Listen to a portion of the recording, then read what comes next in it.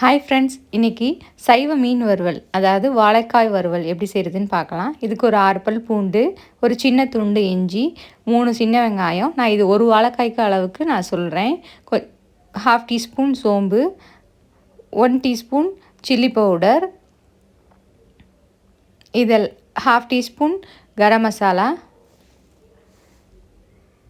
கொஞ்சோண்டு தண்ணி ஊற்றி இதை நல்லா பேஸ்ட்டாக அரைச்சி எடுத்துக்கோங்க. இப்போ வாழைக்காயை ஃபஸ்ட்டு நீளவாக்கில் கட் பண்ணிவிட்டு, அதுக்கப்புறம் அந்த ஃபிஷ்ஷோட ஷேப் கொண்டு வரதுக்காக இந்த மாதிரி க்ராஸாக டைமண்டை கட் பண்ணிவிட்டு, நடுவில் அந்த ஃபிஷ்ஷோட வயிறு இருக்கும்ல, அந்த பகுதி கொண்டு வரதுக்காக இதை எடுத்துட்டு, இப்போ தண்ணியில் உப்பு போட்டு நல்லா கொதிச்ச உடனே இந்த வாழைக்காயெல்லாம் போட்டு வேக வச்சு எடுத்துக்கோங்க. இப்போ மசாலா அரைச்சாச்சு, இதில் போட்டு கலந்து கொஞ்சம் நேரம் இருக்கட்டும். அதுக்கப்புறம் ஒரு தோசைக்கல்லில் எண்ணெய் ஊற்றி இதை மீன் வறுக்கிற மாதிரி வறுத்துக்கலாம். நல்லா 2 பக்கமும் மொறுமொறுன்னு வந்த உடனே சைவ மீன் வறுவல் ரெடி ஆயிரும். சூடான சுவையான சைவ மீன் வறுவல்.